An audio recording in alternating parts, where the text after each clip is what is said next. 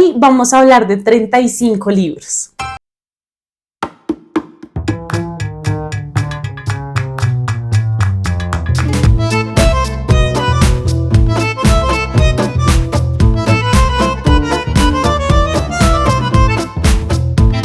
¿Cómo están? Imagínense, desde el mes de septiembre no hacemos un wrap up, es decir, que no les he hablado de los libros que leí en octubre, en noviembre, en diciembre. Ahora que estamos en el 2025, en febrero, ya toca hablar de los libros que me acompañaron durante el primer mes de este año. Les prometo que esto no va a volver a pasar. Voy a intentar hacer wrap ups de máximo 2 meses, que ya son como un montón de libros también. Pero bueno, en esta ocasión pues traigan un cafecito o pónganme de fondo mientras hacen más cosas, porque seguramente nos llevará un rato aquí hablando de todos estos libros que me acompañaron durante estos últimos meses. Durante el mes de octubre estuve leyendo 8 libros y les puedo hablar de todos estos libros en orden gracias a la aplicación de Bookmori, donde tengo como el calendario con todas mis lecturas y sé en qué días como que terminé los libros, entonces es mucho más fácil para mí tener como este recordatorio de lecturas. El primer libro que terminé en el mes de octubre es Vivir para contarla, de Gabriel García Márquez, una autobiografía en la que el autor nos cuenta los primeros años de su vida hasta que decide cómo formalizar las cosas con Mercedes, más o menos hasta ese punto de su vida, que es su esposa y la mujer que lo acompañó el resto de la vida, desde el momento en el que con su mamá deciden ir a Aracataca a vender la casa que los abuelos tienen allá, y tiene como esta epifanía de que lo que él quiere hacer el resto de su vida es ser escritor. A pesar de que su papá quiere que él estudie para ser abogado, que él lo intenta, va a la universidad y todo esto, pero realmente no es lo suyo, y por eso se tiene que enfrentar como justo a pelear con su mamá, con su papá, y pues a seguir una pasión que tú y yo como lectores del libro ya sabemos que pues fue la mejor decisión de su vida, porque se ganó un Nobel, pudo vivir de la escritura, o sea, como que conoces todo esto. Y al mismo tiempo el mismo Gabriel García Márquez terminó escribiendo este libro, que en realidad es la primera parte de una trilogía que él quería escribir. Solamente tenemos publicada la primera parte, que es Vivir para contarla, y eso a mí me puso profundamente triste porque, como les digo, el libro termina, no sé si esto es muy spoiler porque pues es más como la vida del mismo Gabo, pero como que llega hasta ese punto, hasta donde él dice: creo que quiero formalizar las cosas con Mercedes, y como que eso es lo que les va a contar en el siguiente libro, y no hay siguiente libro. O sea, eso fue como un guayabo terrible,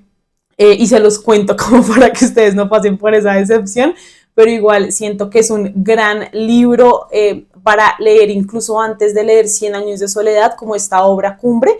Llegó como en un momento muy particular porque justo estuvimos como todo el año leyendo a Gabriel García Márquez, ya habíamos leído muchas de sus obras más importantes y llegamos como a este punto de conocer su vida y de entender, por ejemplo, que muchas de las cosas que él había escrito en sus libros realmente pasaron en la vida real, y él fue testigo de muchas de esas situaciones. Y también es un libro donde está narrado como toda esta parte periodística de él, cómo descubre que el periodismo es lo que ama hacer, y en qué momento como que se vincula esto de una manera tan especial a la literatura, al punto de que el concepto de verdad en Gabriel García Márquez es una cosa muy compleja de entender, porque pues era escritor y muchas cosas se las inventaba, ¿no? Incluso cuando estaba haciendo periodismo, entonces está como esta dualidad ahí.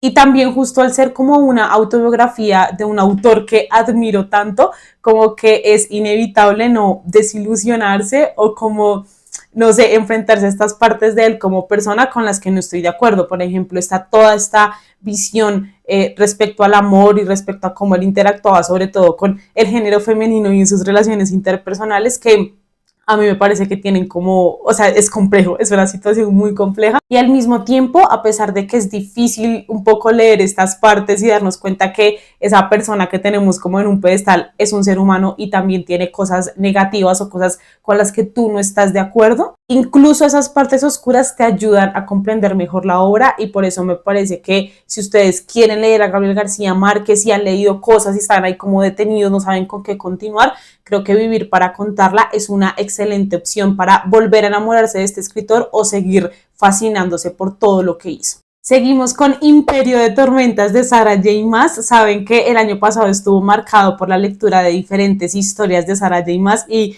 las amé profundamente. Por un lado, como que toda la relectura de la saga de Acotar, pues precisamente fue esta experiencia de volver a un mundo que yo amo demasiado, pero leyendo Trono de Cristal fue algo totalmente diferente porque yo no conocía esta historia y además es de los primeros libros que ella escribió, entonces es como ir viendo este proceso en su escritura y es absolutamente fantástico. Esta saga es una saga muy extraña porque como que yo no sé qué va a pasar, o sea, no hay como este chance de decir esto es lo que va a ocurrir, esta es la manera en la que se va a desarrollar la trama, como yo incluso prever cosas que van a suceder, porque parece como que del primer al tercer libro fuera una historia en particular y ya después nos cambian incluso los escenarios, los personajes impresionantemente y ahora estamos llegando al punto de la historia donde esto está empezando a conectar y por qué como que de estos cambios, ¿no? Pero para poder entender esto toca leer, creo que este es como el quinto libro, o sea, es como demasiado, ¿no? Para poder entrar como a este mundo. Por eso, si ustedes quieren leer Trono de Cristal, yo les recomiendo mucho tener paciencia, saber, o sea, ser consciente y tener en la cabeza que son 7 libros y que los 7 libros son importantes.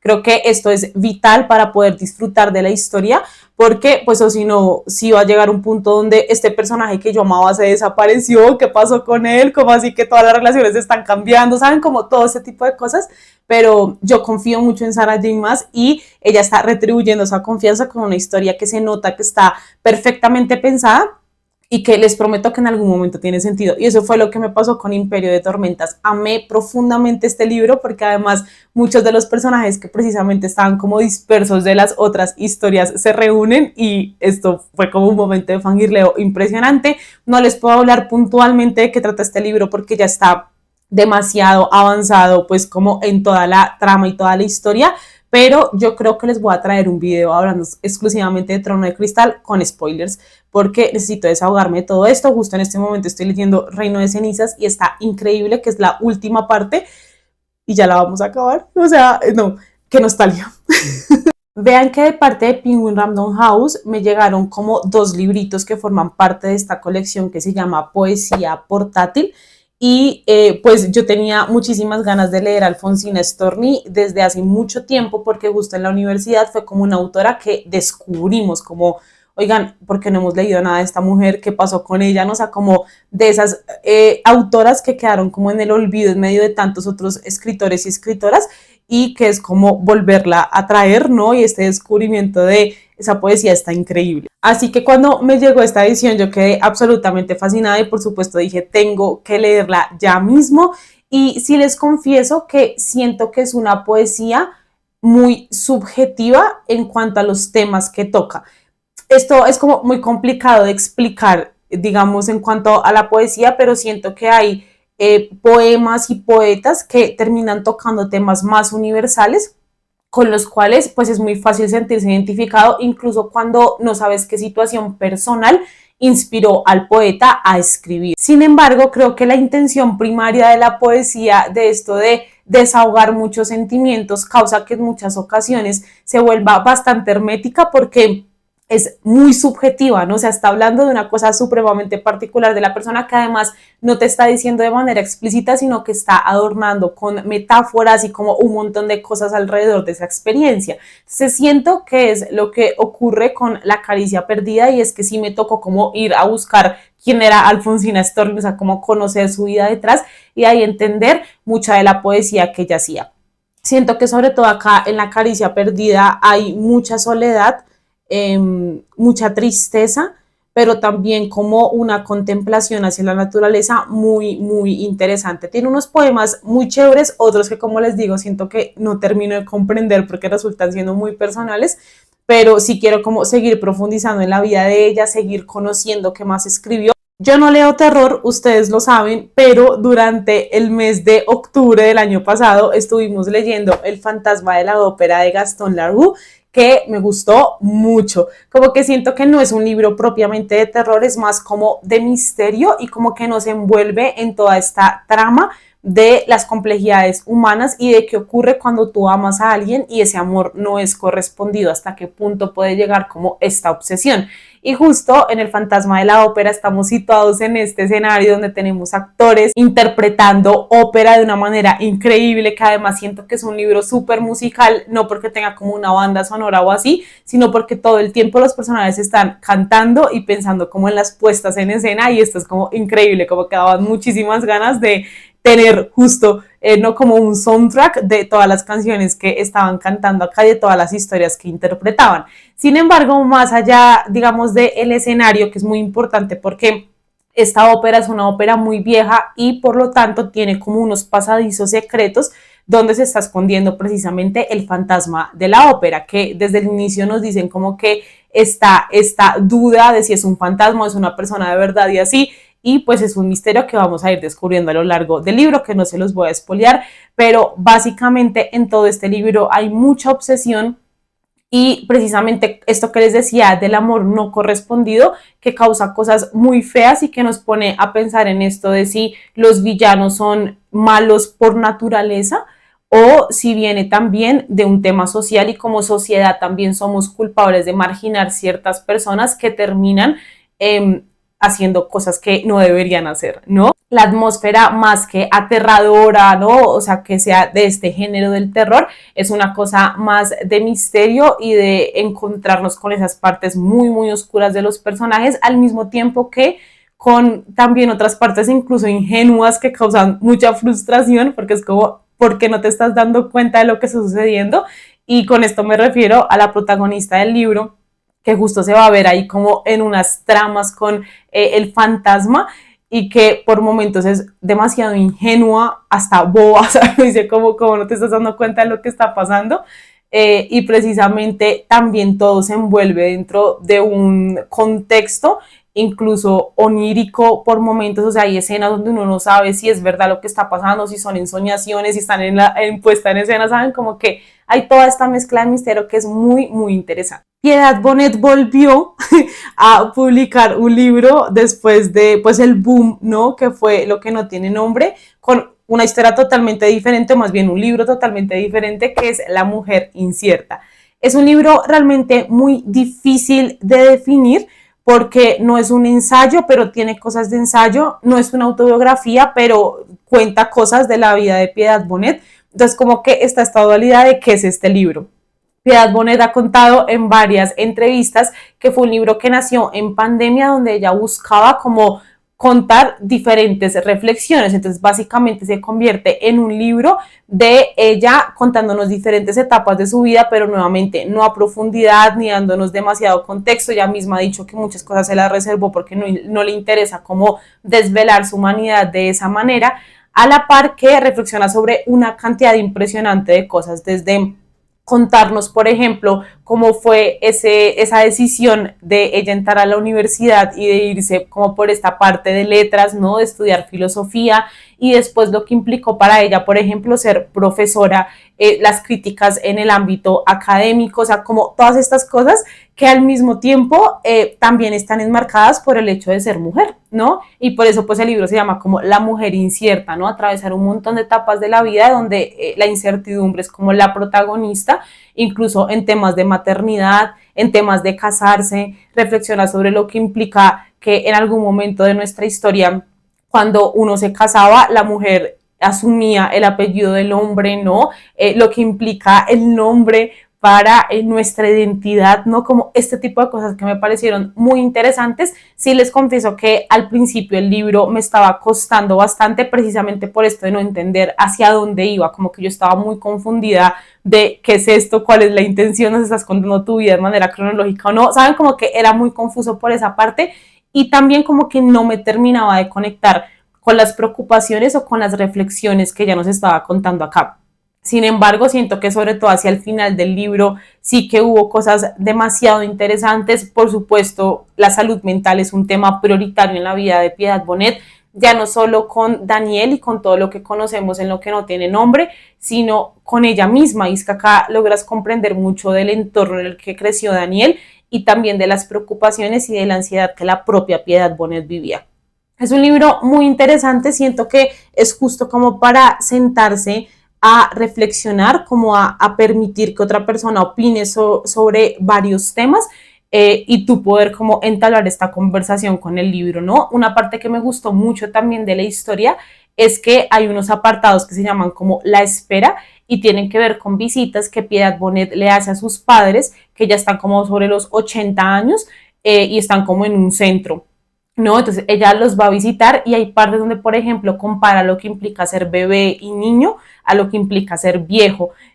Como ver que sus papás ya están como en los últimos años de su vida afecta también su propia vida. Ese tipo como de reflexiones son supremamente interesantes. Entonces es un libro indefinible como en su género, pero tiene muchas cosas a rescatar. Con este libro no me voy a extender mucho, Hábitos Atómicos de James Clear, porque ya les hice un video donde les conté las 10 cosas que aprendí de este libro, que creo que sí, no se lo han visto y justo como en esta temporada de comenzar a plantear nuestros propósitos, querer implementar como nuevas cosas en nuestra vida con base en esto de tener un nuevo año, de tener una nueva oportunidad, la primera página de 365. Creo que varias de las cosas que nos dice acá James Clear son muy interesantes y pues les rescato 10 en ese video.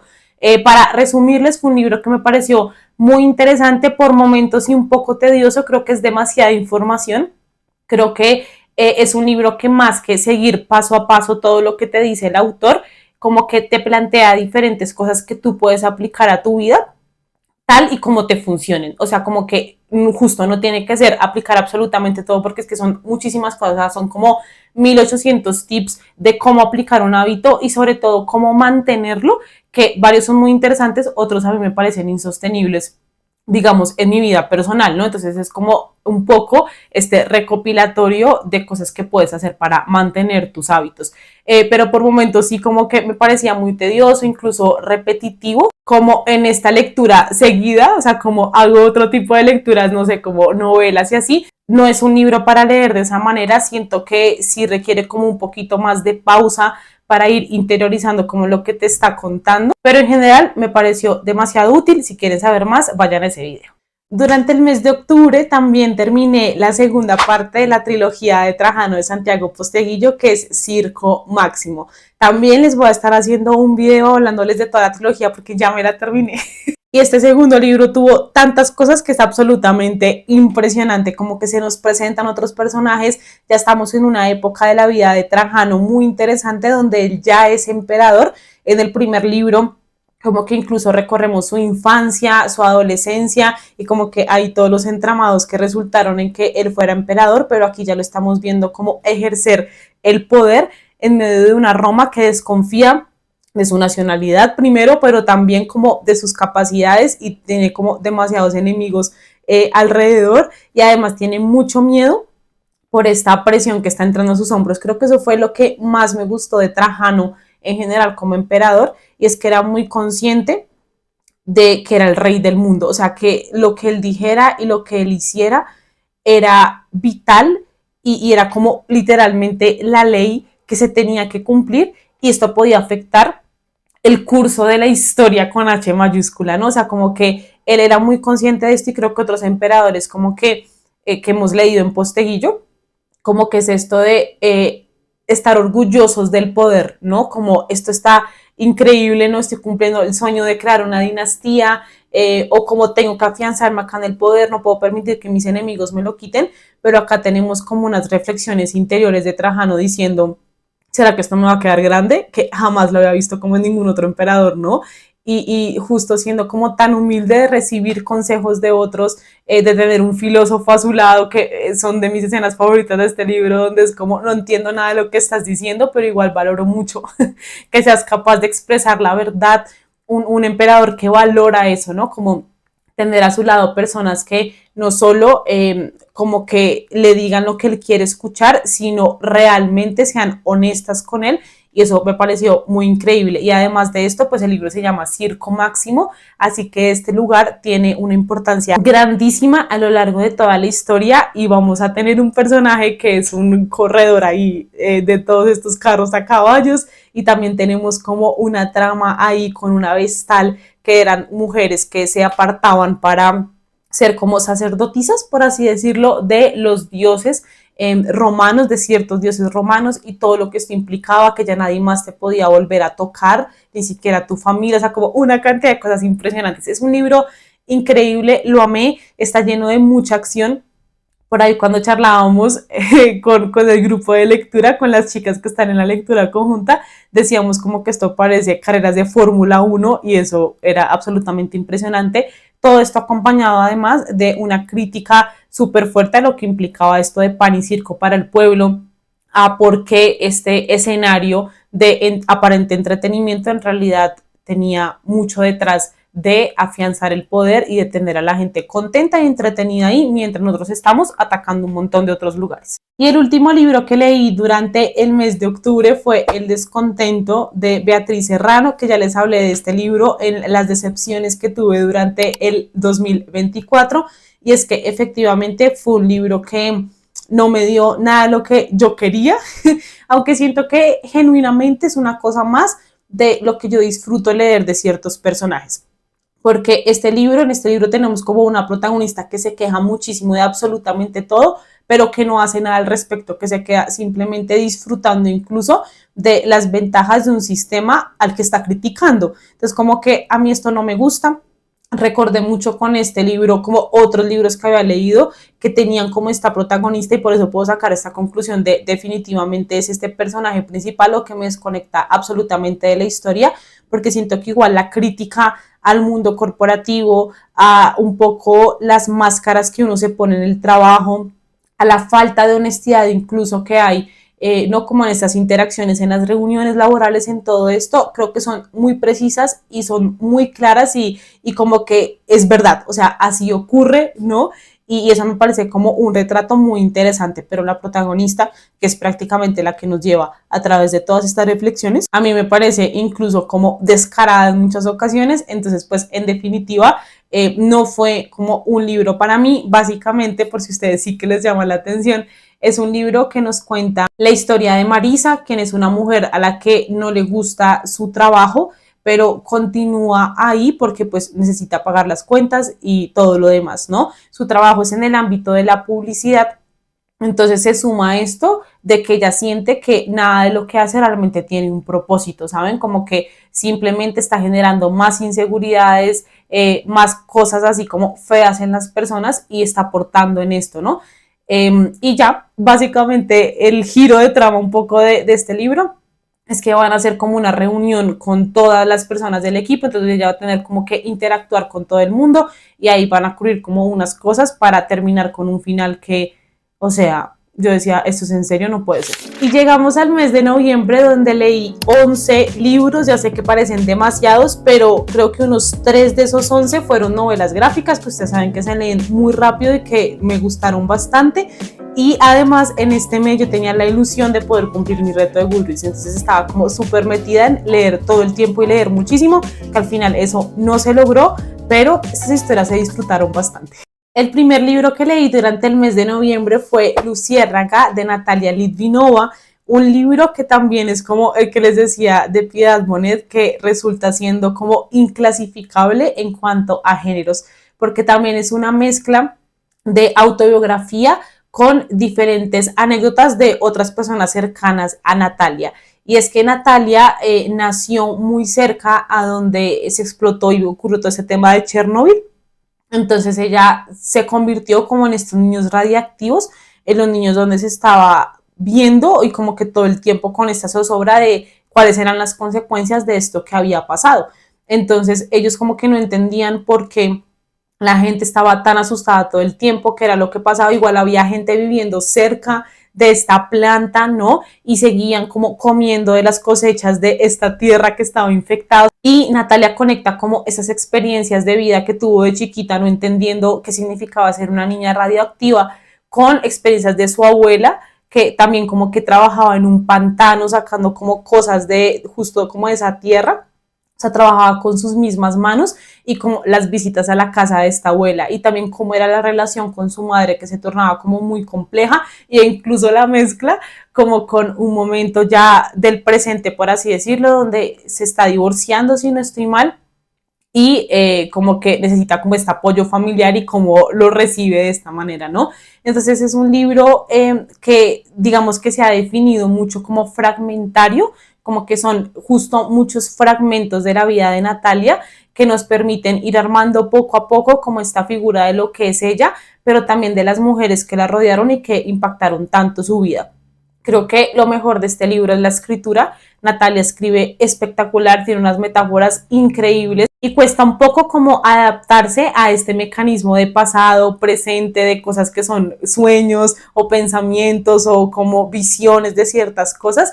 A mí me ayudó mucho como leer el veredicto final que tuvo el jurado que le dio el premio Lumen a Natalia. Se entienden mejor las razones y qué fue lo que vieron estas mujeres, porque además es un jurado conformado por mujeres para darle el premio a Natalia, ¿no? Y creo que teniendo como esta visión de qué fue lo que ellos rescataron, logré comprender muchísimo mejor. De hecho, incluso hasta la estructura del libro, cómo estaba hecho y por qué como que todo lo sentía tan confuso.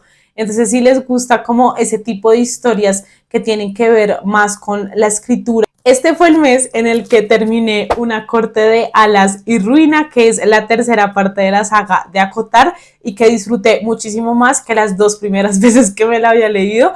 Y yo creo que esto tiene totalmente que ver con el hecho de que ya me he empapado como un poco más del tema de las guerras y así, y pude ver como mucho paralelismo entre lo que Sarah J. Maas intenta hacer en su mundo de fantasía con lo que ocurre en la vida real. Y es que en este libro precisamente ya está como todo el tema de la guerra final, de muchas cosas que han pasado que no les voy a decir para no hacerles spoiler, pero básicamente necesitan como alianzas. Entonces vamos a comenzar a conocer como otras cortes, otros altos lores, ¿no? Como todo esto y es supremamente interesante. Me parece que además la fantasía de este libro es muy especial y pues yo amo a todos los personajes, todos terminan haciendo como sacrificios muy importantes por todo lo que ocurre acá, pero al mismo tiempo es como una historia que te deja esta esperanza de un mundo mejor y por eso lo disfruté tanto, como que me acuerdo que las primeras veces que lo leía estaba muy concentrada en la historia de amor, en Rhys, en Feyre, en que era todo esto y ya esta segunda vez como que me pude, esta tercera vez de lectura me pude concentrar como en aspectos más de la misma guerra, de las estrategias de todo esto y pues fue supremamente especial. Además, vean que volver como a todos estos post-its que yo le había puesto a la historia y todo esto es como recordar muchas Sofías del pasado que siguen disfrutando muchísimo de esta historia. O sea, siento que Una corte de rosas y espinas, la saga, no fue una etapa, sino que literalmente es de lo mejor que he leído en mi vida y que lo sigo disfrutando en diferentes momentos de la vida. Pasó cuando tenía como 15 o 16 años, después cuando tenía como 20 y a los 24 lo sigo disfrutando y seguramente si lo relevo a los 30, a los 40, a los 50, seguirá siendo una historia magnífica para mí.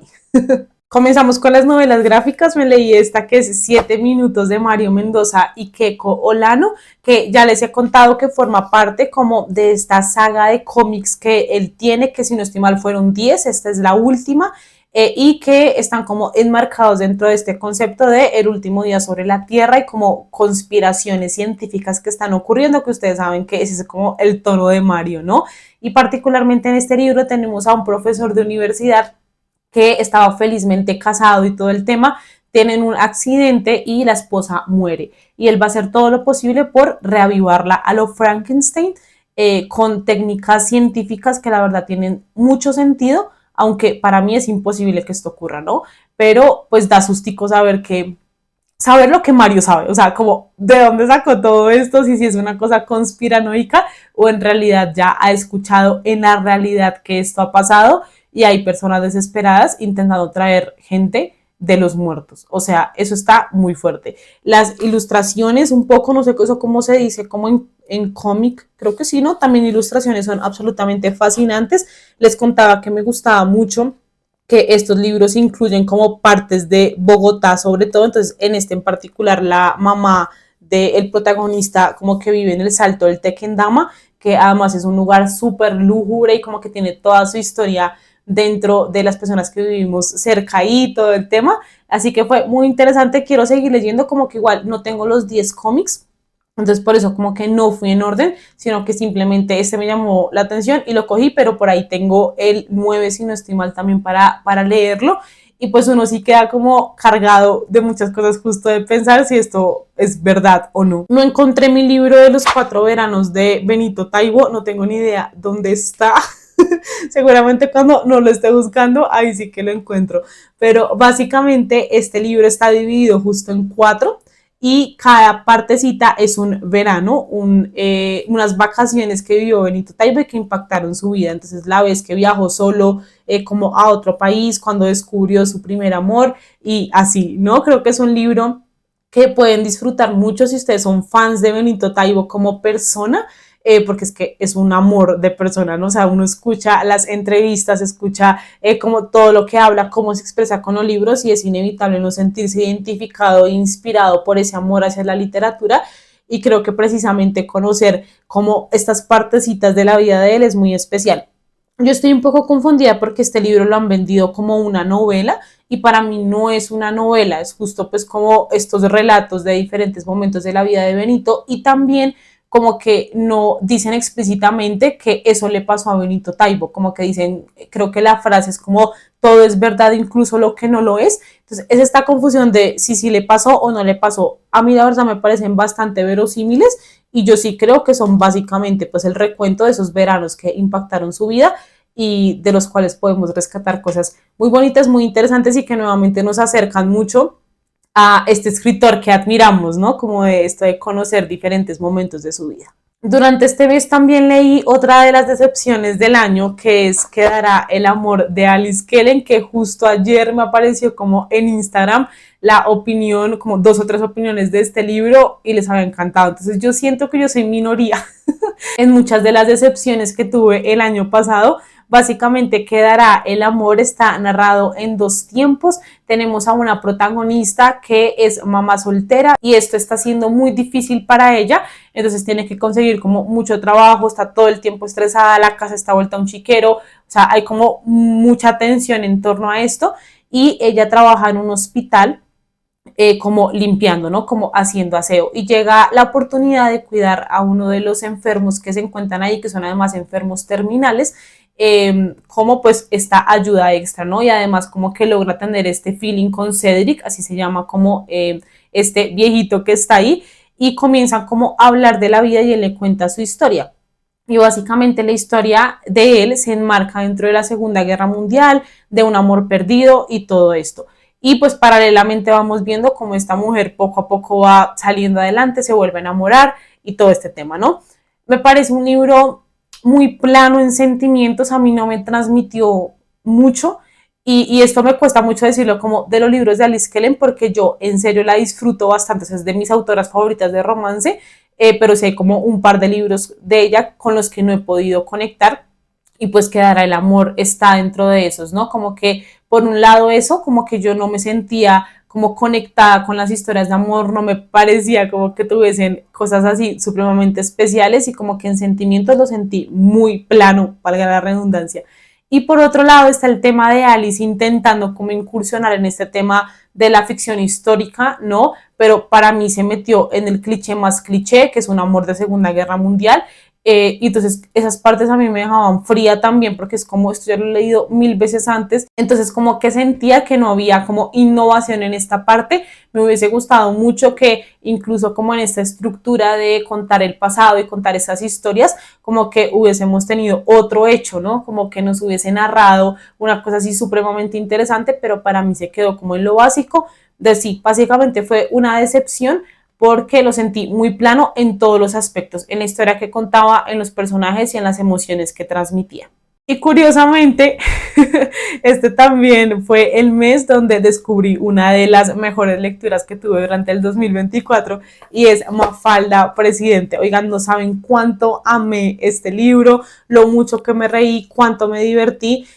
Mafalda, como saben, se publicaba mucho como en estos periódicos impresos, entonces como que todas sus tiras cómicas están regadas en muchas partes, ¿no? Y lo que hizo Penguin fue como hacer ediciones.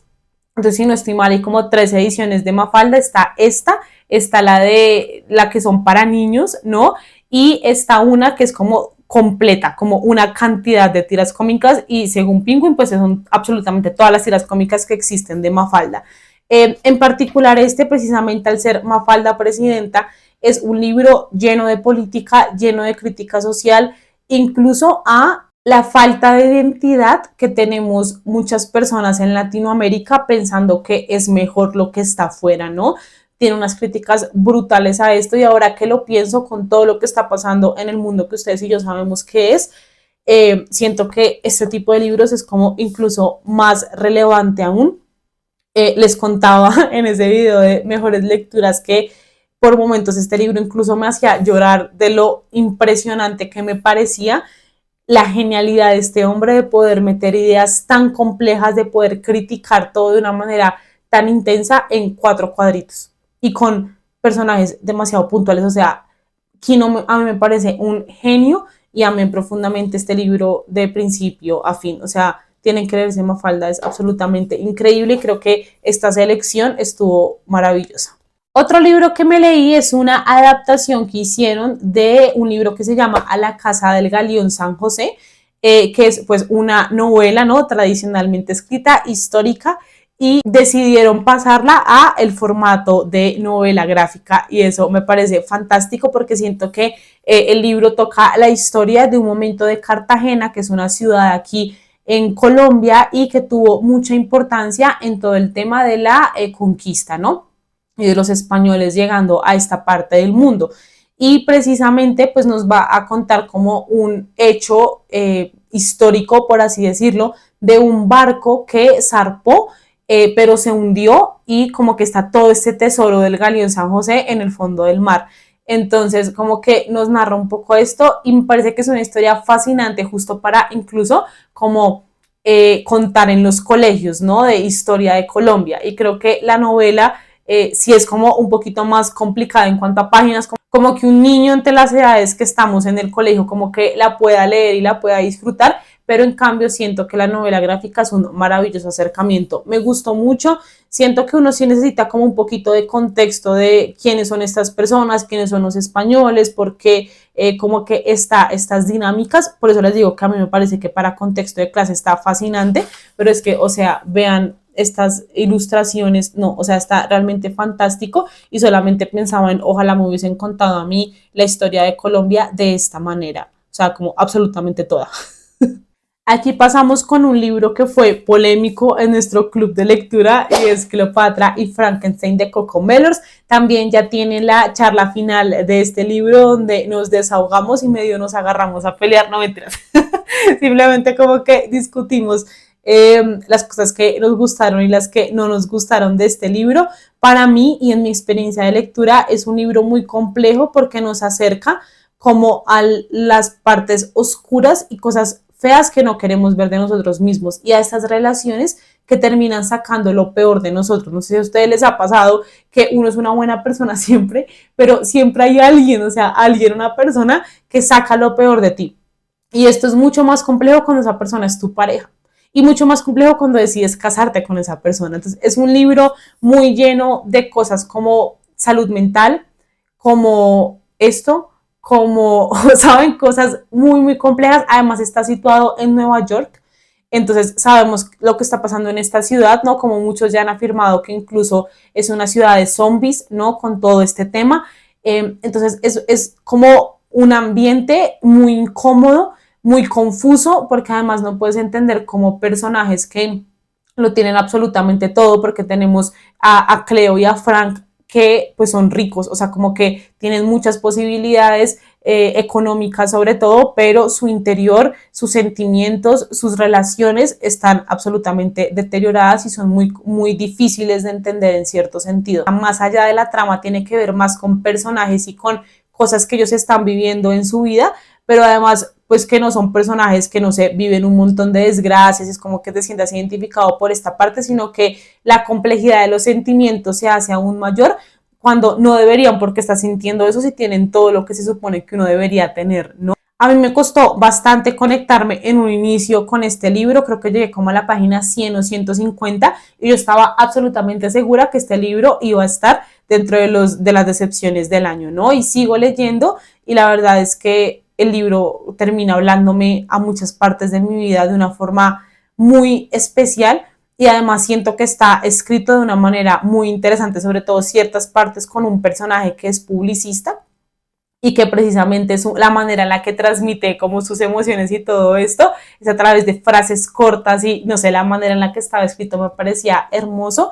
Y como que sí me hizo sentir bastante, ¿no? Como una vez logré conectar con esta parte, o más bien como fluir en estas cosas que a mí no me gustaban de estos personajes y entenderlos en su imperfección, fue que logré como disfrutar mucho más el libro, no en el sentido de este disfrute alegre, sino más como de entender que a pesar de que la mayoría de acciones que tenían, yo estaba en total desacuerdo y jamás haría algo así, hay una razón detrás humana, profundamente humana, que le daba sentido a todo esto. Entonces fue una cosa más de lo que me hizo sentir este libro. En medio de todas estas lecturas necesitaba algo de romance y decidí volver a una de mis autoras favoritas de romance, que es Emily Henry, con Un lugar feliz. La verdad es que no fue como el mejor libro que he leído de ella. Siento que ella tiene algo con todas sus historias, porque esto me ha pasado con todos los libros que he leído de ella, y es que hay un punto donde siento que no es consciente de cómo pasar del nudo al desenlace, y como que en esa transición se demora muchísimo dándole vueltas a cosas que es absolutamente innecesario darle vueltas. Este libro tiene como este cliché de las segundas oportunidades.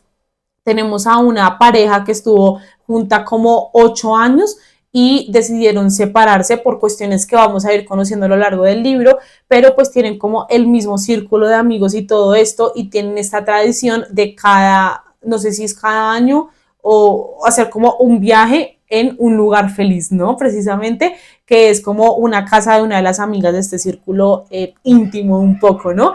El caso es que pues efectivamente van y hacen esto, pero pues ellos ya están separados, pero con el fin de no dañar este viaje, con esta noticia tan terrible de que la pareja perfecta del grupo de amigos ya no está junta, y lo que esto va a implicar para la amistad de todos, ¿no? Porque sabemos que esto es un poquito complejo, ¿no? En cuanto a las interacciones humanas, pues ellos deciden fingir que siguen juntos. Entonces es como un fake dating, pero muy raro porque pues ya salieron, o sea, sí, como que ya tenían como todas esas interacciones, y pues ahí comienzan estas confusiones de, ¿será que esto lo está haciendo porque todavía me ama o simplemente como para que nuestros amigos no se sientan incómodos, ¿no? Toda esta parte me pareció muy interesante. Yo sí creo en las segundas oportunidades. Estuve leyendo mucho de personas que decían como no me gusta este libro porque justo no creo en que si ya terminaste con una persona volver con esa persona, ¿no? Como ese tipo de cosas. Yo en lo personal sí creo en eso, sí creo que las personas cambian y se les pueden dar segundas oportunidades. Y como que en general lo disfruté, o sea, fue bonito, tuvo escenas bonitas, estuvo entretenido, lo leí muy rápido, pero pues es esto de que por momentos cae como en ser demasiado repetitivo y que seguramente en un futuro no me voy a acordar mucho de él, la verdad. Por otro lado, este mes estuvo marcado por el taller literario que tuvimos de 100 años en Macondo, donde estuvimos leyendo juntos 100 años de soledad. Fueron 2 meses fantásticos de reuniones increíbles, de poder profundizar en esta obra de una manera que nunca antes había hecho, y lo gocé enormemente. Amé este libro incluso más que la primera vez que lo leí. Recuerdo mucho que en esa primera lectura, primero yo no había leído tantas cosas de Gabo, no había leído Vivir para contarla. Creo que fue como un gran acierto haber hecho esto de leerlo antes de Cien años de soledad, aunque yo ya conocía la historia, pero como que muchas cosas lograba como conectarlas, ¿no? Y a mí me costó mucho como este paso de la quinta a la sexta generación, incluso de la cuarta a la quinta generación. Es muy confuso porque como que ya tienes armado la dinámica de la familia hoy en día, como en esas primeras generaciones, y se comienzan a morir personas y pues aparecen otras, y es como, ¿qué está pasando acá, no? Y justo pues en el taller nos pasó esto con varias personas, que es como, no estoy entendiendo nada de lo que está pasando, pero sigo leyendo, ¿no? Entonces es como una confusión que puede ocurrir y que se las cuento por si ustedes no han leído aún Cien años de soledad y quieren hacerlo. El caso es que para este punto, donde yo estaba como tan metida en, más que leer el libro, estudiar el libro, como que ya fluyó muchísimo mejor. Les puedo explicar la genealogía de los Buendía, me pareció absolutamente fascinante. Además, como que fue en un momento increíble porque todo estaba como volcado a que iban a sacar la serie de este libro, y además a que ya salió, ¿no? O sea, como que fue a los 2 días de terminar nuestro taller que salió la serie, y como comenzar a comentarla, que a la gente le estaba gustando, o sea, todo esto que me pareció fascinante. Yo no la he terminado porque soy muy mala para ver series, pero voy a terminarla este mes ya para poder tener nuestro live y comentar absolutamente todo de la serie, pero decirles que fue una experiencia fantástica leer este libro, que lo disfruté muchísimo, muchísimo más en esta ocasión y que Gabriel García Márquez me parece un genio. Y finalmente noviembre terminó con La guerra no tiene rostro de mujer, que también fue un libro absolutamente increíble. En el tema de la estructura nuevamente nos mete como en este dilema de cómo definirlo, y es que fue con este libro que descubrí este concepto de literatura de voces, que siento que caracteriza perfectamente bien a La guerra no tiene rostro de mujer, como que no he visto como otros libros que traten de esto, porque saben que está, pues, no sé, este tipo de historias que recopilan muchos testimonios, ¿no? Sobre cierto tema. Por ejemplo, puedo pensar en Las mujeres en la guerra de Patricia Lara, que son muchas historias de mujeres que vivieron el conflicto armado yéndose a la selva aquí en Colombia. Sin embargo, este tema de literatura de voces es como una cosa incluso más específica, porque en la organización de la historia sí que tenemos diferentes historias, ¿no? Como de mujeres que sobre todo estuvieron en el ejército de Rusia en la Segunda Guerra Mundial, que yo no tenía ni idea de esto y que además se conectó con un estreno de Netflix de una película que se llama Batallón, no sé qué, oigan, se me olvidó, voy a intentar buscar el póster y se los dejo acá, cómo se llama esa película, pero también habla de un ejército de mujeres en Estados Unidos.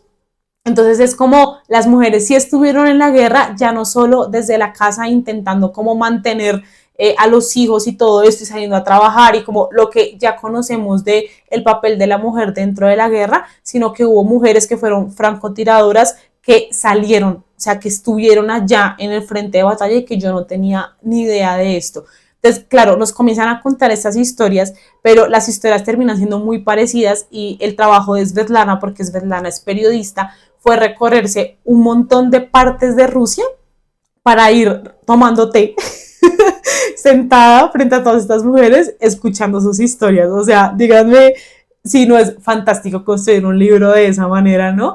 Entonces como que te van contando una historia y se mete la voz de otra mujer y la voz de otra mujer que también vive esa situación. Entonces como una organización literaria ahí bien particular que por momentos sí puede llegar a resultar cansada porque siento que no hay como un orden tan claro, como que yo sí que hubiese organizado el libro de pronto de otra manera en cuanto a temas y así, pero que igual es muy interesante en esto de pensar en cómo se construyó el libro y que es a lo que se logra trasladar al papel, digamos, y a cuando tú estás leyendo, y es ver, por ejemplo, que a pesar de que no estén como tal las preguntas de Svetlana, por la respuesta y por la forma en la que ellas hablan, sabes que les preguntó, ¿no? O sea, ese tipo de cosas, ese trabajo periodístico me pareció absolutamente fascinante, además de que ya puntualmente las historias fueron desgarradoras.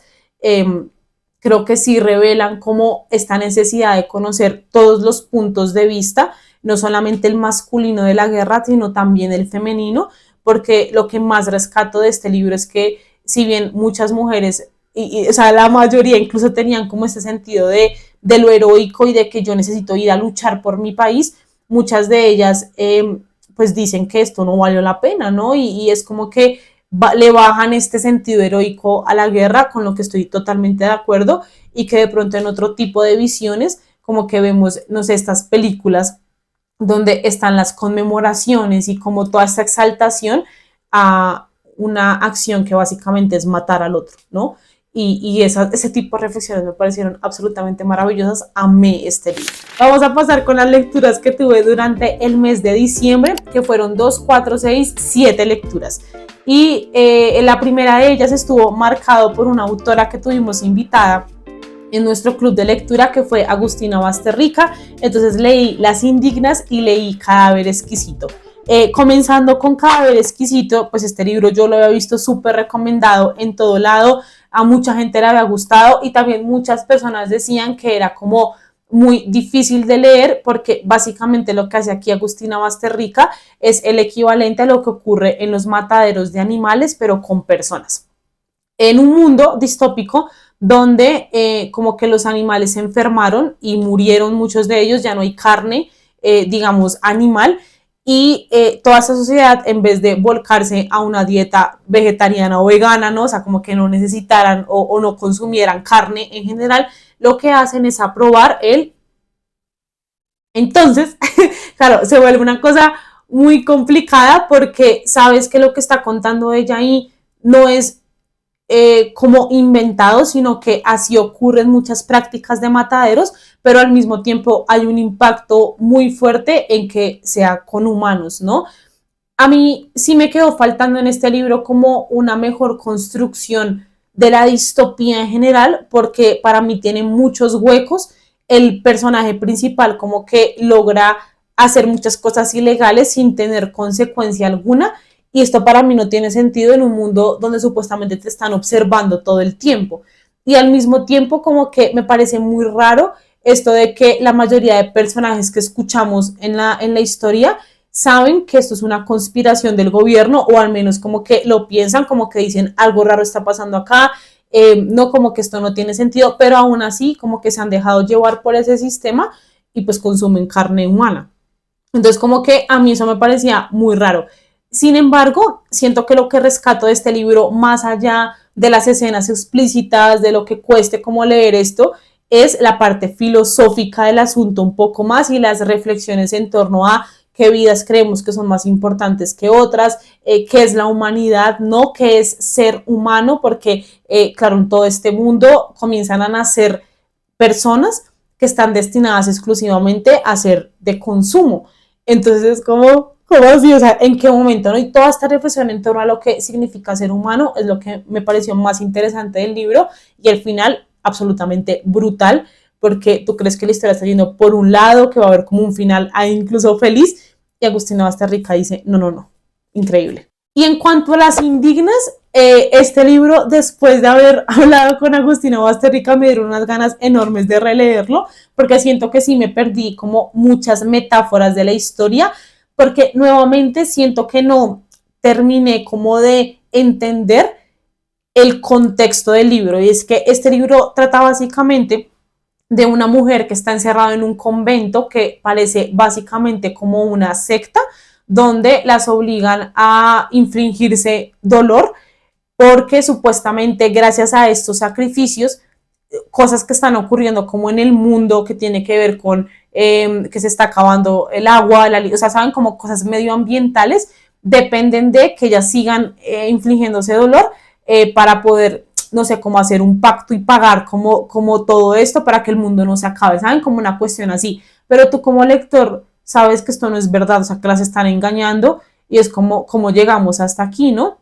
Entonces, lo que sucede en el libro es que hay una protagonista que está escribiendo, o sea, este libro es como el diario de esa persona que está contando todo lo que está pasando ahí adentro y que está como arriesgando su vida por contar las atrocidades que ocurren acá. Es un libro muy explícito en muchas ocasiones, sí tiene como todo ese tema gore de sangre y de tortura y todo esto que pues a mí no me gustó, o sea, como que me parecía supremamente difícil de leer, y al mismo tiempo en esta idea de que el libro es un diario, me parecía muy raro que, por ejemplo, la protagonista usara como las frases de cómo se llamaban ciertas instituciones, por ejemplo, la Hermandad Sagrada, como la Torre del Silencio, como las Iluminadas, pero hay incluso unas que son como más largas, que hay un punto de la historia donde nos dicen que incluso ella está escribiendo con su propia sangre.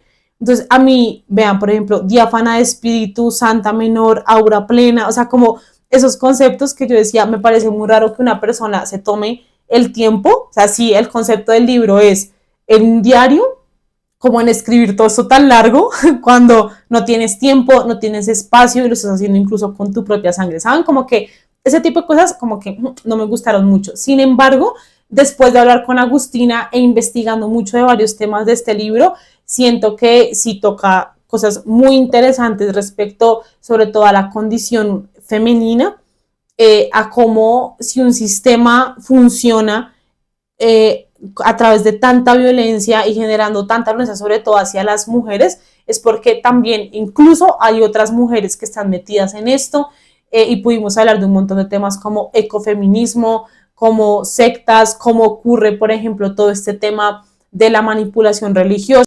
ese tipo de temas que pues son demasiado interesantes y profundamente actuales. Durante el mes de diciembre cerré con la saga de Acotar, con Una corte de llamas plateadas, que pues es de mis libros favoritos de la saga. Está como el de la mitad, que es Una corte de niebla y furia, y este le sigue. Me encantan Nesta y Cassian, y algo muy interesante que ocurrió con este libro es que varias chicas venían, que eso fue una experiencia que viví el año pasado, de que a varias no les estaba gustando del todo, como la saga principal, donde los protagonistas eran Rhys y Feyre, ¿no?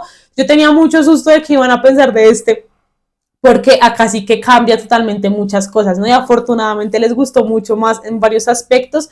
Nuevamente me ocurrió lo que me ocurrió con la relectura de los anteriores, porque este libro también fue una relectura para mí, y es que yo la primera vez que lo leí estaba súper concentrada en cómo se iba a desarrollar todo en el ámbito amoroso.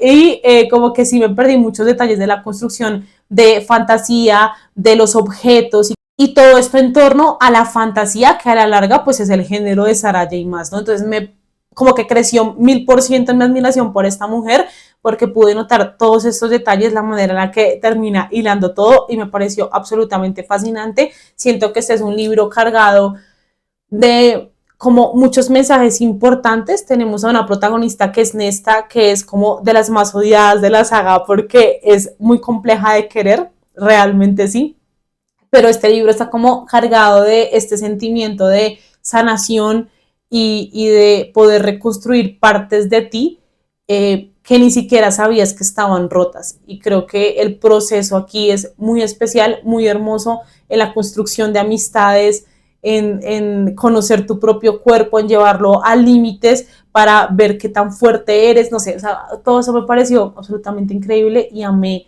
demasiado, demasiado este libro nuevamente. En diciembre también encontré otras de mis decepciones literarias del 2024, que fue Cuando era divertido, de Eloy Moreno. También ya les hablé de ese libro en su video respectivo de decepciones, pero básicamente este libro nos narra la historia de una pareja que uno de ellos está siendo infiel. Entonces todo este proceso de entender en qué momento el amor se acaba, porque si eran como estos jóvenes absolutamente enamorados, en un punto de su vida ya el matrimonio dejó de sentirse así, ¿no?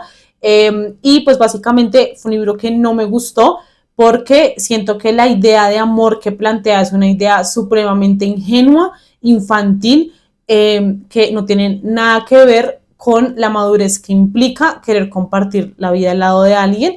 Y pues todas esas razones se las dije en ese video, no me quiero repetir mucho más, pero creo que honestamente me voy a rendir con Eloy Moreno porque siento que no disfruto del todo como su estructura, su manera de escribir, que nuevamente en este libro ocurre esto de que los capítulos duran una página o máximo 2 páginas, que sé que mucha gente ama esto porque la lectura fluye mucho más y como que la disfrutan, pero pues a mí no me termina de gustar, y particularmente con este libro estuve en desacuerdo con la mayoría de cosas que nos planteaba. Yo no soy mucho como de leer libros de temporada, o sea, como no sé, justo en Navidad sale como todo este boom de libros que están situados en Navidad, que son considerados navideños y todo esto, y yo la verdad como que pues nunca me había fijado del todo en esto. Sin embargo, tenía por ahí pendiente Un beso en Love Light, creo que se llama el libro, que lo había guardado hace un año precisamente en Navidad, y es un libro de romance que básicamente nos presenta a una protagonista que su negocio es como vender árboles de Navidad. Saben esto en Estados Unidos, que es como que los arrancan para poner como los pinos y así. Bueno, ella tiene ese negocio. Todo, digamos que el ambiente navideño estuvo súper bien logrado en la historia, pero el tema es que la chica está a punto de quebrar. O sea, básicamente han ocurrido muchas cosas en este lugar, que incluso parecen como saboteos en cierto sentido, y tiene las cuentas como en cero, ¿no? Entonces ella se mete como a internet y descubre que hay una influencer que está haciendo como un concurso de visitar lugares hermosos como alrededor del mundo, y el lugar más lindo de todos los que visite como que les va a dar dinero, ¿no? Y como que va a haber ahí un pago. El caso es que ella se inscribe a esto, y como es una mujer demasiado como ilusa, en el sentido de que vive de ilusiones, o sea, como que le encanta la idea romántica de tener un vivero de árboles de Navidad y de que huela a galletas de jengibre, y saben, como como que es súper idealista en ese sentido, y en esa ensoñación escribiendo como su inscripción y de lo que trataba, digamos, el lugar donde ella estaba, pues se inventa que tiene un novio y que eso lo construyó junto con el novio y no sé qué. El caso es que ella no tiene novio.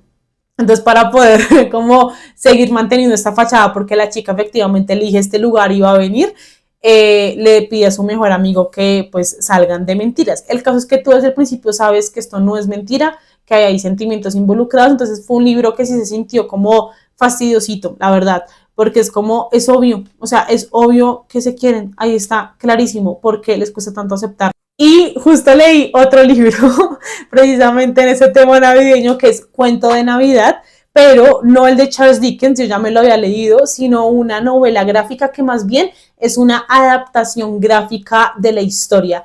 Porque para los que no saben de qué trata, digamos, la historia en general, si se han visto, por ejemplo, Los Fantasmas de Scrooge, que no se llama Canción de Navidad, sino Los Fantasmas, básicamente es la historia de Charles Dickens, donde tenemos a un hombre que es supremamente avaro y que odia la Navidad porque pues cree que es una fecha comercial, etcétera, pero es muy cruel y lo que les digo, como que se la pasa acumulando dinero y como que ya ha cerrado su corazón mucho como a la humanidad en general.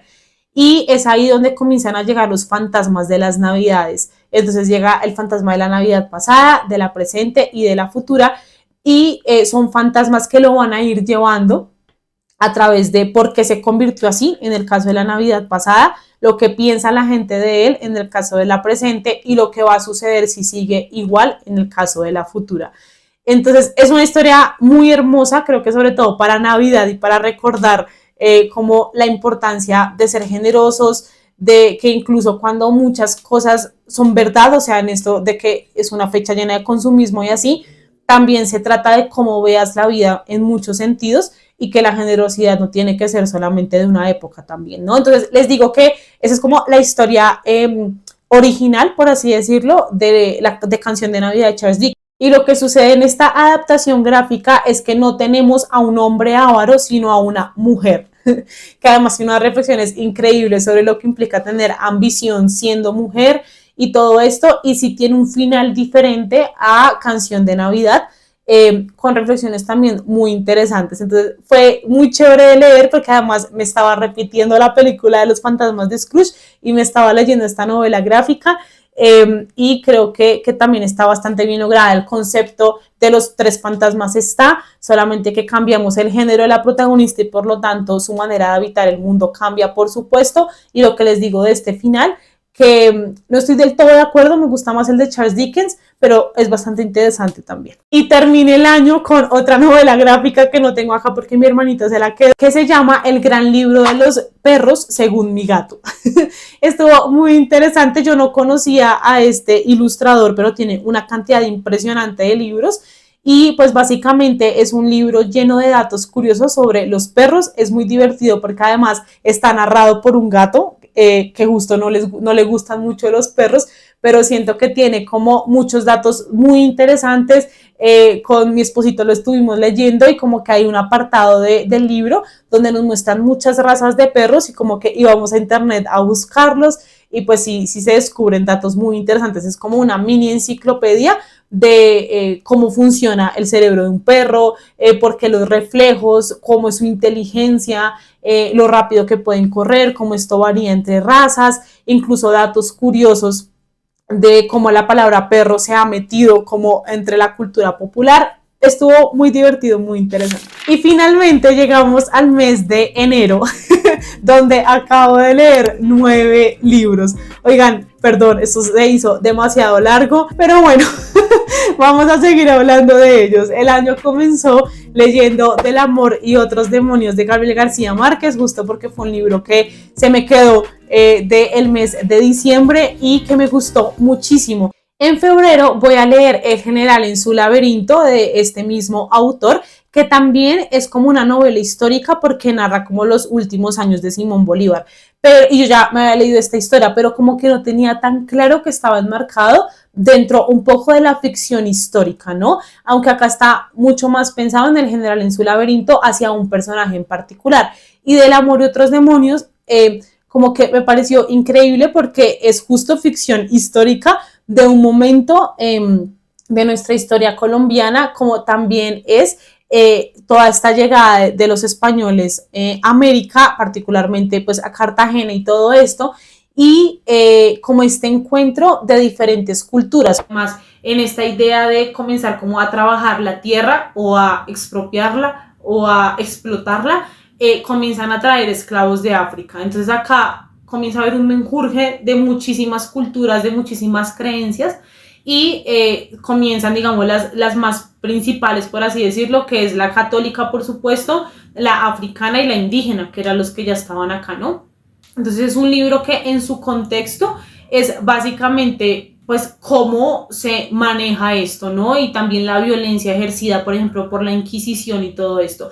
Y se ve reflejado en una niña que se llama Santa María, que está basada en una historia real que realmente no es tan real.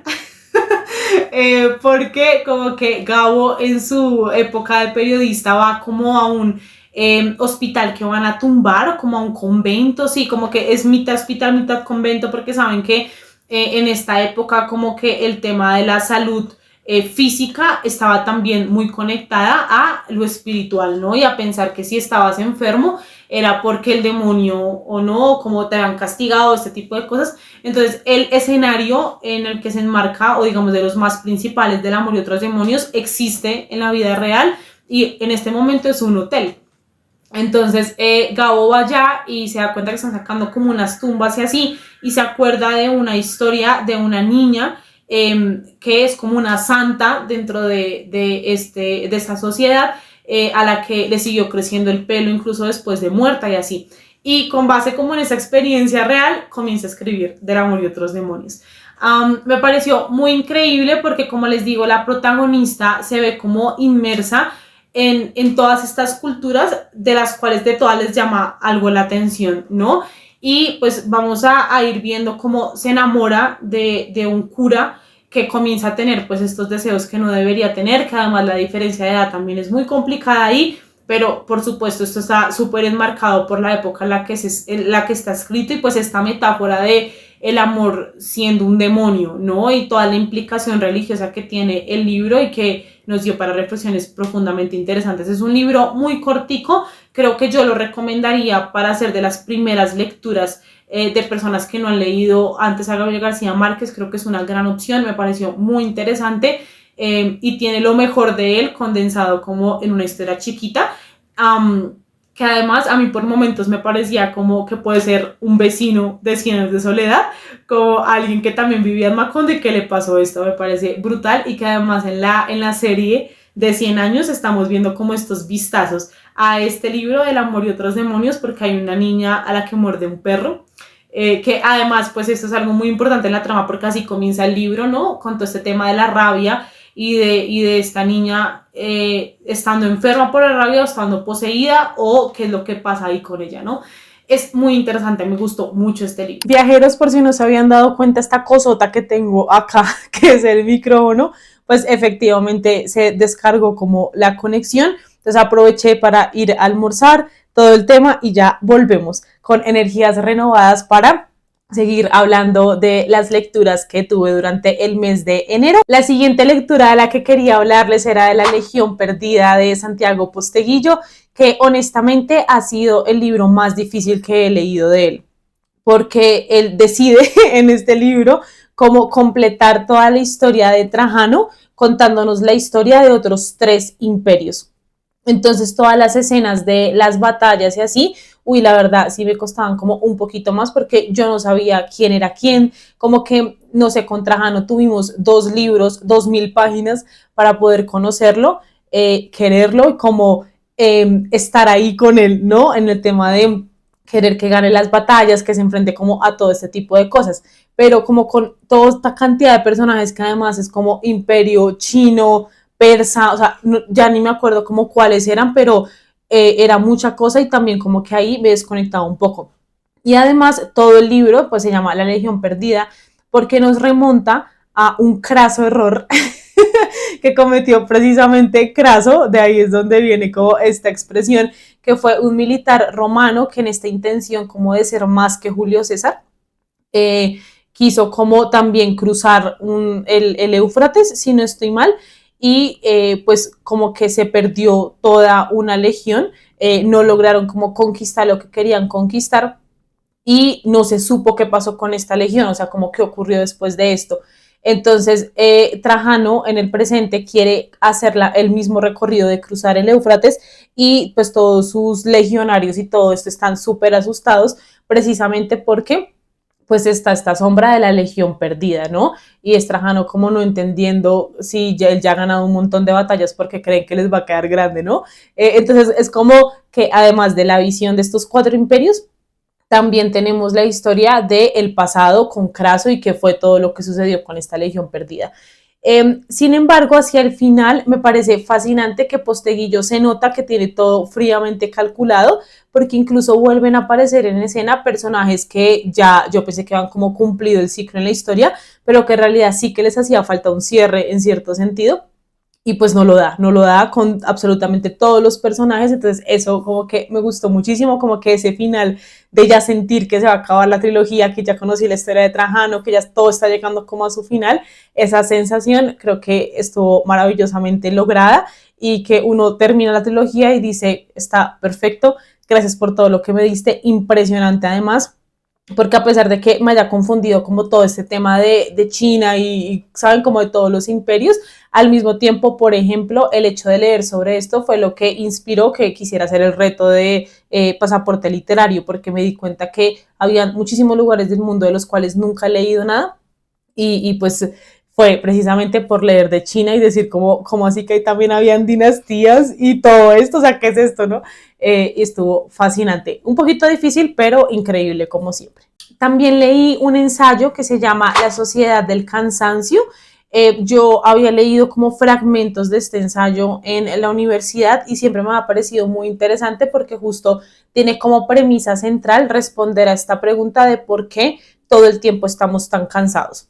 Y creo que es como una pregunta que nosotros mismos como que nos hemos hecho, pero también como que muchas personas a nuestro alrededor literalmente todo el tiempo están cansadas, ¿no? Como, pero no dormiste bien, sí, sí, dormí bien, o de plano no duermen, ¿no? Saben, como que igual hay muchas razones en torno a esto, pero es cierto que parece que estamos viviendo una sociedad que todo el tiempo está cansada. Entonces, un poco la intención del autor de este ensayo, que si no estoy mal es japonés, es responder a esto, ¿no? ¿Qué pasa y de dónde viene este cansancio que ya se volvió en un cansancio colectivo? Entonces el libro está dividido, si no estoy mal, como en 4 o 5 capítulos, donde pues él comienza como a explicar diferentes cosas que me parecieron muy interesantes. Por ejemplo, él habla ahí del multitasking, que eso fue como de las cosas que más me resonaron, porque sobre todo después de pandemia, donde yo tuve que tener universidad como virtual y así, ahí fue mi mal para el multitasking, o sea, yo estaba escuchando clases al mismo tiempo que estaba haciendo mil cosas más y eso obviamente como que dañó mi cerebro en algún sentido porque justo leí este libro y dije como necesito volver a hacer solamente una cosa al tiempo y es difícil, oigan, es difícil simplemente como enfocarse en una actividad pues él acá explica habla del multitasking como un retroceso en la humanidad o en la evolución de la humanidad porque dice que somos incapaces de concentrarnos. Entonces tenemos esta falsa ilusión que en realidad estoy haciendo muchas cosas al tiempo, pero no es verdad porque tu cerebro necesita y está diseñado para concentrarse en una tarea y terminarla. Y lo que causa el multitasking es como estarse conectando y desconectando todo el tiempo. Entonces al final realmente no estás rindiendo igual que si solamente te concentraras en una cosa. Y él habla de cómo, por ejemplo, los animales son más evolucionados que nosotros en ese sentido porque son capaces de enfocarse solamente en una tarea. Eso me quedó como sonando un montón. Obviamente habla del sistema capitalista, del tema de la productividad, de cómo esto se ha maquillado, digamos, en torno a otros discursos muy peligrosos y que al final lo que terminamos haciendo es desechando el descanso, desechando como estos momentos de hobbies, de no hacer absolutamente nada, que también son muy importantes y creo que ese mensaje es muy valioso. Digamos que mi pero con este libro sería la forma en la que está escrito, porque sí siento que es como complejo de entender y de como engancharse como a ciertas ideas como un poquito más profundas, por decirlo de alguna manera, sobre todo porque el autor lo que hace acá es plantear cosas que otros filósofos ya han planteado y refutarlos. O sea, él no estaba de acuerdo como con la mayoría de cosas que decía mucha gente,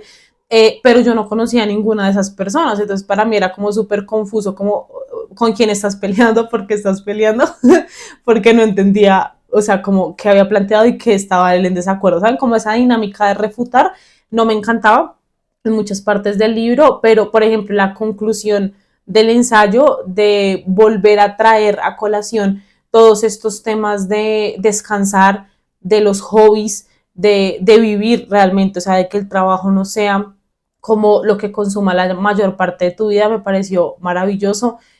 Menciona, por ejemplo, el término de la contemplación, ¿no? De qué tan capaces somos simplemente de ir a un parque y mirar a los lados y ya, y no hacer nada más, ¿no?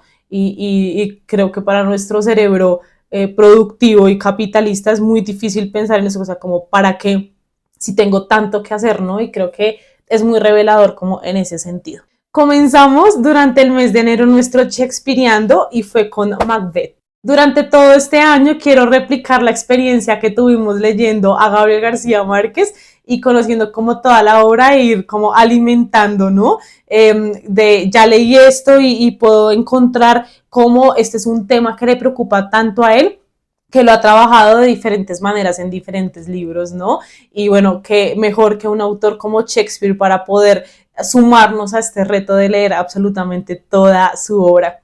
En el caso de la lección de Macbeth fue básicamente porque este libro yo ya lo había leído, de Shakespeare yo también me leí Sueño de una noche de verano y El Mercader de Venecia, que son muy buenos, pero siento que Shakespeare tiene algo muy especial en las tragedias, ¿no? Y que de hecho son como las más conocidas de él. Entonces, pues recuerdo mucho que este fue de los primeros libros complicados que yo leí por la carrera de literatura, o sea, que yo dije, voy a leer a Shakespeare, ¿qué es esto? ¿No? O sea, como que ya se me abría un panorama gigante.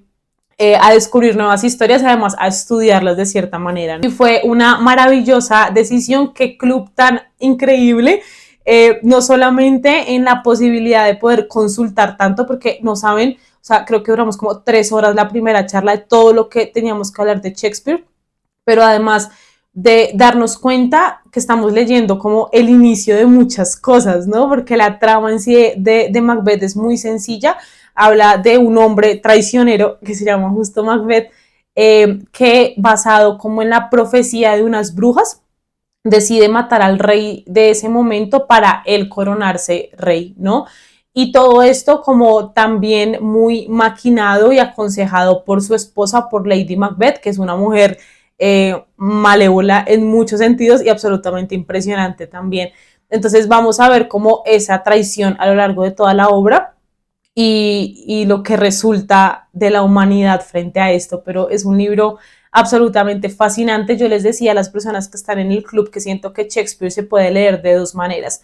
Una es simplemente conociendo la historia, o sea, yo quiero saber qué pasó con Macbeth, inicio, nudo, desenlace, y para eso podemos encontrar incluso en Storytel adaptaciones de 1 hora, ¿saben? Como cosas muy cortas que están muy bien hechas. Yo me escuché un dramatizado de Macbeth y me gustó mucho, donde te cuentan qué es lo que pasa. Incluso los narradores hacen las voces de diferentes personajes, este tipo de cosas, y eso me pareció increíble y conozco cuál es la historia de Macbeth, ¿no? O sea, cuál es el inicio, el nudo y el desenlace.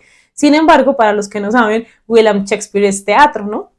Entonces lo que estamos leyendo mientras leemos la obra, pues son prácticamente los guiones que tendrían los actores a la hora de representar la historia. Y esta es la segunda manera en la que yo siento que se puede leer a Shakespeare. Yo sé que muchos estarán diciendo, no, ¿cómo así que solamente por la historia? Eso no sería leer a Shakespeare.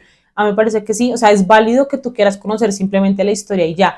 Pero si te quieres meter como en esta experiencia de leer teatro, que es una cosa totalmente diferente a leer prosa, a leer poesía, ¿no?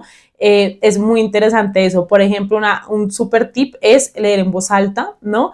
Porque pues justo lo que les digo, esto es la mitad realmente de algo más grande que es una puesta en escena y una representación de muchas cosas.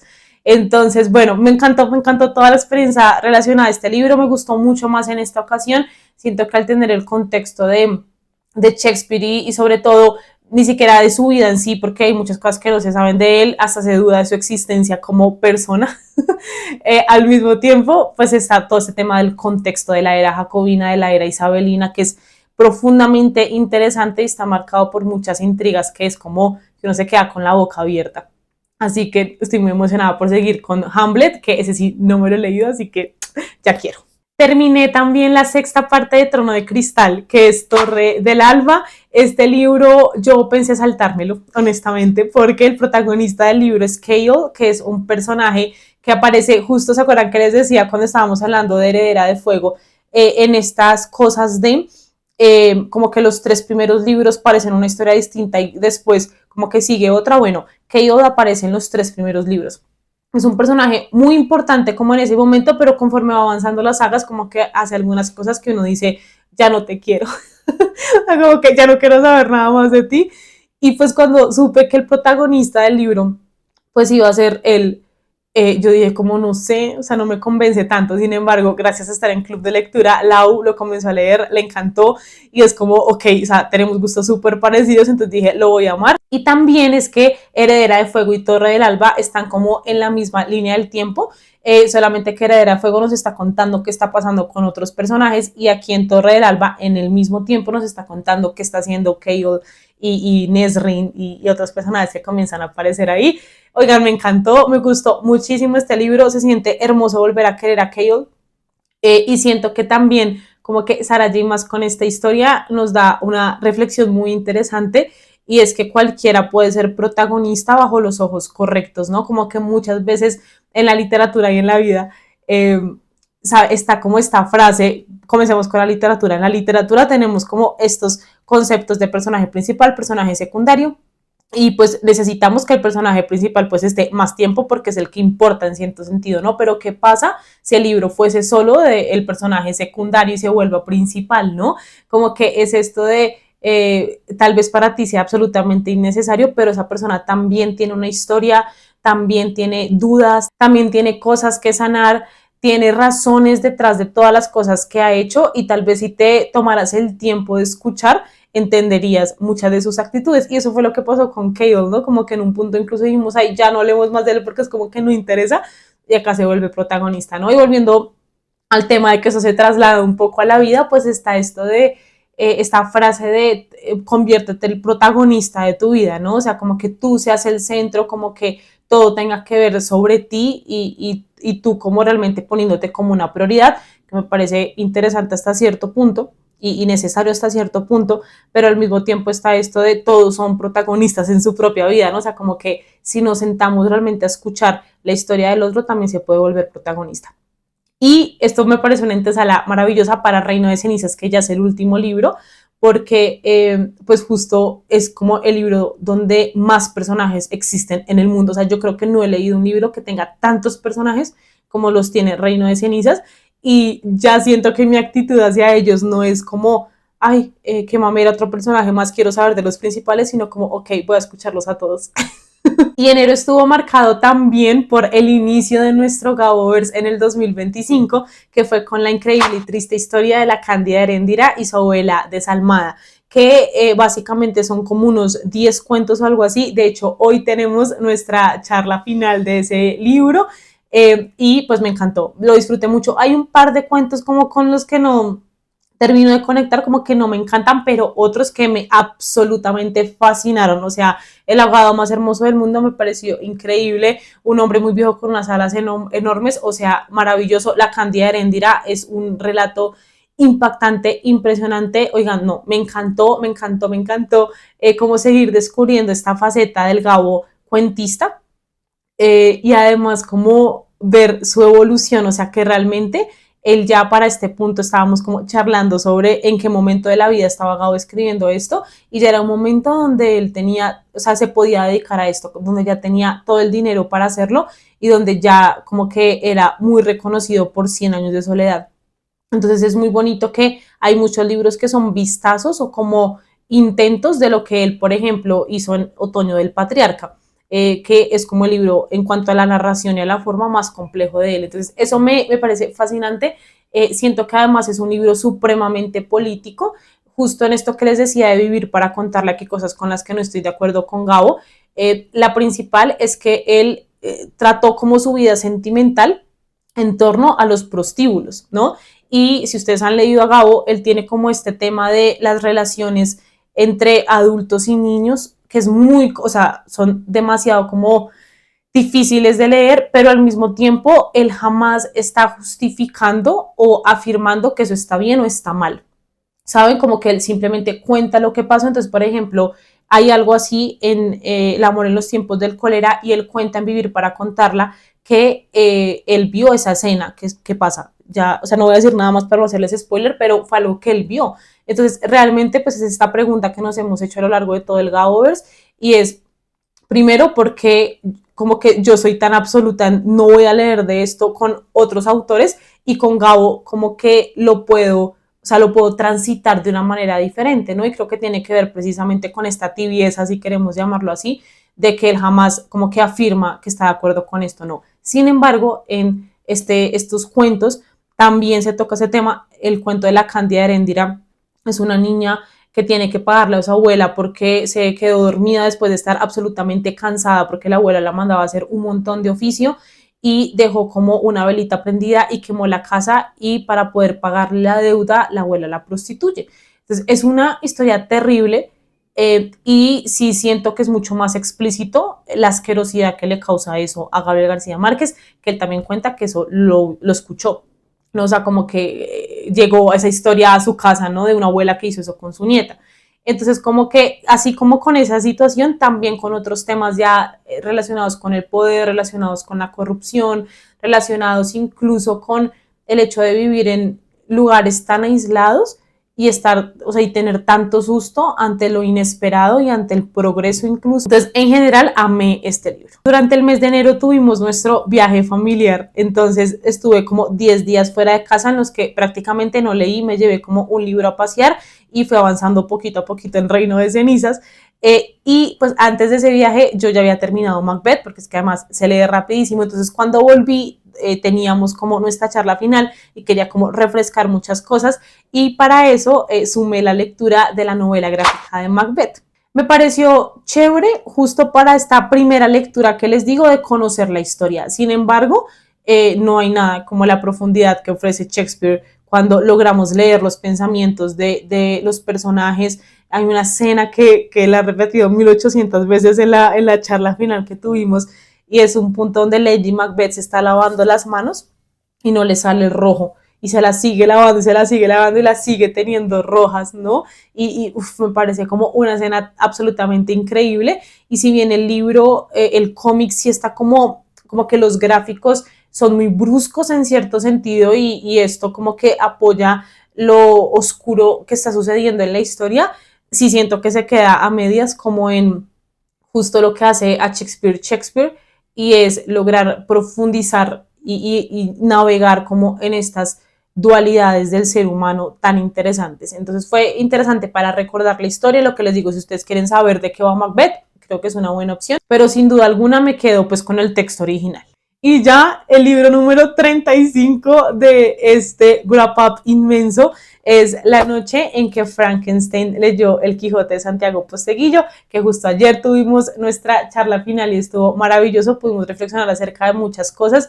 Yo este libro ya me lo había leído y me gustó muchísimo más esta vez que me lo volví a leer, porque les decía a ellas ayer que yo, por ejemplo, es que no recuerdo mucho cómo en los tiempos, pero creo cuando me leí este libro por primera vez, yo todavía no había leído a Jane Austen, todavía no había leído Harry Potter y bastantes clásicos, El Quijote tampoco me lo había leído, entonces entrar a este libro y como ya saber de qué me están hablando porque ya leí esos textos, me pareció como una experiencia increíble. Para los que no saben de qué trata, básicamente este libro son muchos relatos, son bastantes, o sea, como unos 20 yo diría, vean, acá está como todo el índice, y son relatos sobre la literatura universal, como chismecito literario, me gusta llamarlo a mí. Entonces, por ejemplo, la historia de la publicación de Harry Potter, a Jane Austen le negaron, no como la publicación de sus obras, que Dostoyevsky era ludópata, era adicto al juego, bueno, una cantidad de cosas increíbles, pero todo contado con esta cosa tan maravillosa de Posteguillo, como de irnos metiendo en la historia poco a poco, como que él no te revela de quién está hablando en un inicio del relato, sino hasta el final. Entonces te lleva a través como de todo este juego de intentar descubrir de quién está hablando y estuvo absolutamente increíble. Creo que nos recuerda muchos mensajes sobre la literatura, del por qué seguir leyendo, sobre todo en estos tiempos tan convulsos, tan complejos, de qué sirve aferrarnos a la literatura en cierto sentido. Y eso fue todo por hoy. Muchísimas gracias, se quedaron hasta el final. Me toca obviamente sentarme a editar esto y no sé de cuánto va a quedar, pero seguramente va a ser muy largo. Gracias por escucharme si llegaron hasta aquí. Cuéntenme ustedes con qué libros comenzaron el 2025 y si alguno de los libros de los que hablamos aquí les llamó la atención. Recuerden que leer no es un acto solitario. Nos vemos la próxima semana.